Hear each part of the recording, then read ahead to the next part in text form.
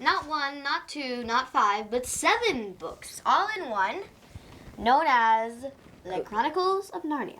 By C.S. Lewis. This one is a classic.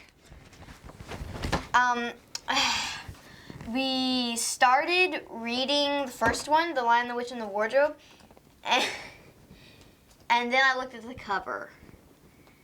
And the White Witch kind of scared me off for a little while because she's a little bit creepy. Is that age 7? Yeah. And then I think a few weeks ago, I was looking for something to read. I wanted something that I would be able to read in the car and not immediately finish because I am a very avid reader. I read very fast. Mama thinks I skip pages. I don't. Or reads every other word, I don't know. I read all of the words. Sometimes I read them triple.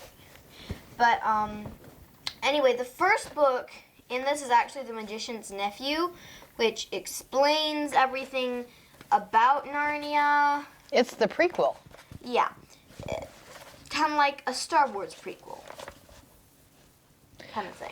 Basically, C.S. Lewis wrote The Lion, the Witch, and the Wardrobe first, and then he wrote all the way through, and then he added the prequel just to kind of set the scene, but he intended it to be read first. The whole thing is an allegory. An allegory is like a parable. Jesus told parables like the story about the farmer who spread the seed in the different soils.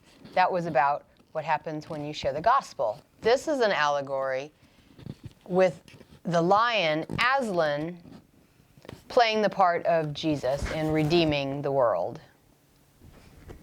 On a historical note, C.S. Lewis was good friends with J.R.R. Tolkien, who wrote the Lord of the Rings, and a whole series of books there. They actually had a group called the Inklings, where they would sit around talking about the fantasy books they were writing. So they knew each other and they were good friends. It's actually all mentioned right here at the back of the giant book. So, my favorite book of the 7 has probably got to be Prince Caspian.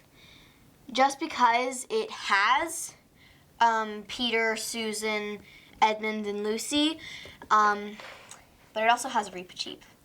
So let's go back and tell you what the general plot is. 4 kids during World War II are sent away from their home to get out of the bombing area. They're sent to live with a professor out in the country in a really big house, and while they're wandering around his house, they find a wardrobe. Well, Lucy does. Lucy does. A wardrobe is a big old closet because in English homes of that time period, you didn't have a built-in closet like we tend to have in America. You had a piece of furniture that served as your closet, and that was called a wardrobe. This one's a very big wardrobe. So the children were playing hide and seek, and Lucy hid in this piece of furniture among all the coats. And then it starts to get colder and colder and colder. Fortunately, she's surrounded by fur coats, so she puts one on and she wanders into Narnia! An alternate universe. And there begins the Chronicles of Narnia. So, the Chronicles of Narnia is Edmund becoming a little bit of a bad guy. And Lucy's brother. Yeah. Everybody getting mad at Edmund. Lots surrounding the White Witch versus Aslan. So Aslan in our scenario is Jesus. He's the savior. The White Witch, of course, then takes the role of Satan. Lucy and the other 3 children are called sons of Adam and daughters of Eve because they represent us.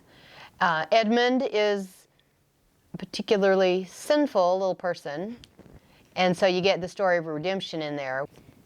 In my 5th grade class, Mrs. Shackelford was talking about World War II. We were talking about how people were going to different homes, and hopefully I can get soon up a review about Number of the Stars, which is the class novel that we read about that. But reading that, I started to think, I kind of want to read Narnia again. Because we had watched Narnia. Here's Caspian. You have Caspian in the middle, Peter, but there's Lucy and Edmund, Susan, Edmund, and over there on the edge is Lucy.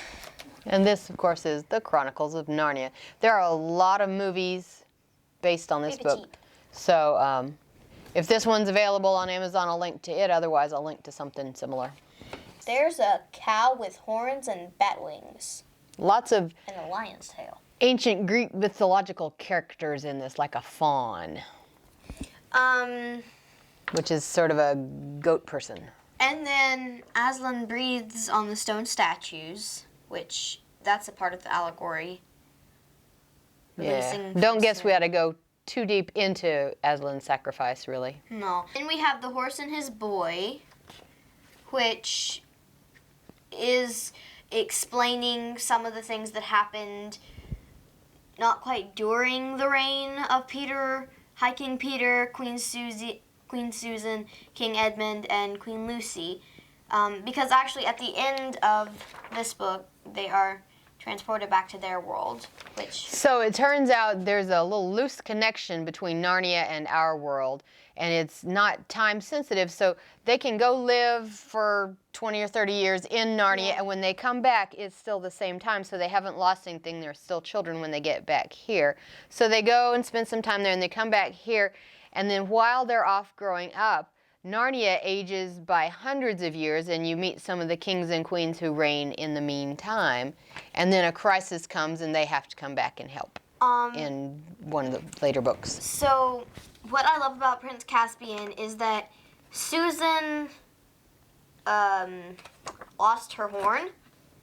So she had a horn that she could use to summon help by blowing it. So Caspian, the prince who heard all about High King Peter and Queen Susan, King Edmund. King Arthur and Guinevere, if you wanted. His father didn't believe in, well, his uncle, his father, you know. But his uncle doesn't believe in these things. But his nurse tells him all these stories about old Narnia where animals talked. And he gets very interested in this. And then a man comes up to him and tells him that he is in great danger because his uncle has had a son. So originally Caspian was going to become prince, and then, well, he was already prince. But originally Caspian was going to become king. But if his uncle has a son, his uncle might as well just kill him because he's of no use to him anymore. Not only is he no longer heir to the throne, but now he's a threat to the child who has become heir to the throne, and you get rid of your competitors by killing them when you're king. So anyway, he calls upon Lucy and Edmund and Peter and Susan, and they're at the train station. They're about to go to school.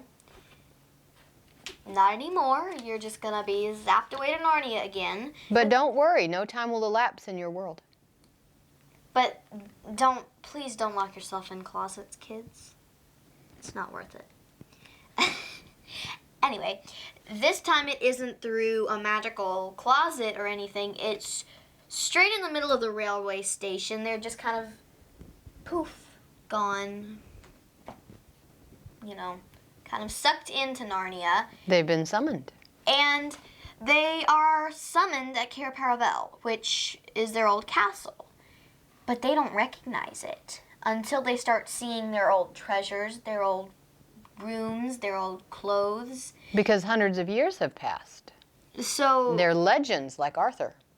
And they're still used to everything like that. So when they go looking for people they know, like fawns and the beavers, which actually were extinct by that point. Sad, though. But all of this, it's gone. So they meet Caspian and kind of become warriors again, they prove themselves to a few different people who think that they're just kids, which technically they are. Because they come back not as hundreds of years old, but where they left off. Yeah.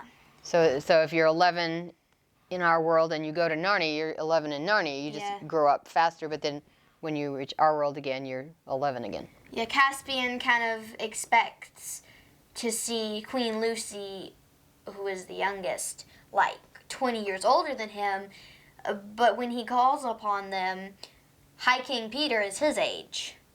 So it's a little bit of a shock for him. It's like if the adolescent George Washington suddenly appeared to us. We would say, "You're not George Washington, you don't have wooden teeth." And then he's going to say, "I am George Washington, that is my name," in some strange fashion, and we're not going to understand each other. But this one is one of my favorites because it introduces Reepicheep, and it is the last book with Peter and Susan in it. Reepicheep is a mouse. A very talkative mouse. A brave little mouse in a pirate suit. And a sarcastic little mouse in a pirate suit. Emma likes little sarcastic mice. They're very funny. But this is the last book with Susan and Peter. In the next book... Because they age out and they go live their adult lives. In The Voyage of the Dawn Treader, we have Eustace, who is their annoying cousin, who I hated for some time, but, you know, after a very large event occurred, because of his greed, he became a lot better.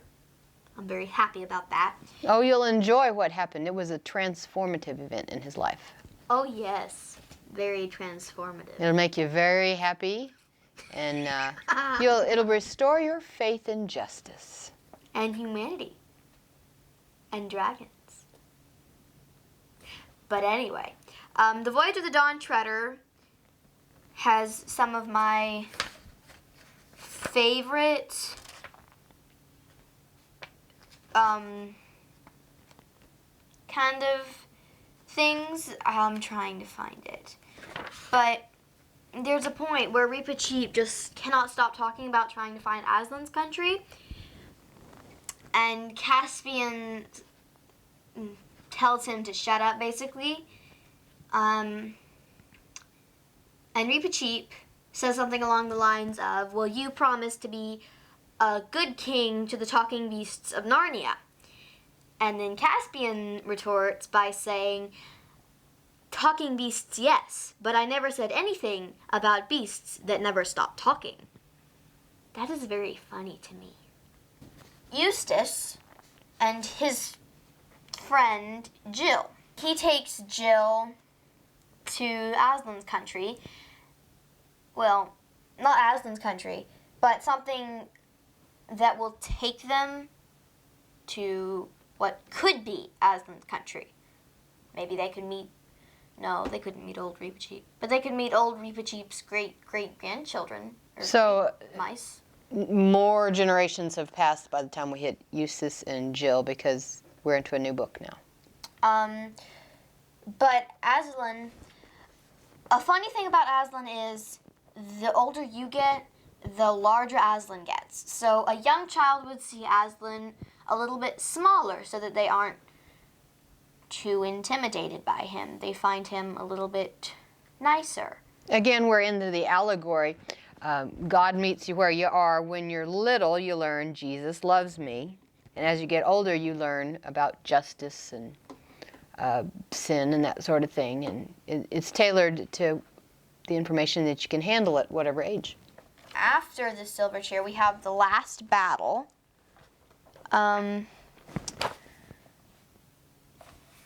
Which has a king who turns into an ape. I don't know the allegory for that. Nebuchadnezzar started eating grass for a while in the Bible. But that was very interesting. And it still has Eustace and Jill. Were they attending a private school? It was a mixed school. It was boys and girls. But a school where they went boarding school. Yeah, it was a Yeah. boarding school. And somehow their boarding school intersected with Narnia. And then also on this one, we actually learn a little bit more about the reign of the kings and queens. High King Peter, Queen Susan, King Edmund, and Queen Lucy. Who are ancient history by this point. Yeah, it's kind of like if we were talking about my ancestors from the 1700s kind of thing. Emma really enjoyed this series of books, and later, when she's ready for it, I'll introduce her to the adult version of C.S. Lewis, which is more theological. The Screw-Tape Letters you'll really enjoy. It's one of Satan's minions writing letters to the people telling him how to destroy the lives of humans. It'll be right up your alley. Sort of like Mark Twain. Read it to your children, but do it at an age-appropriate level. If they're getting a little scared, just wait. We probably waited 4 years before she was ready. But it's a good story, and you get a lot out of it. He's a very talented and prolific writer. And until we see you again, make sure to make time for tea and a good book. And today, it's just a good book.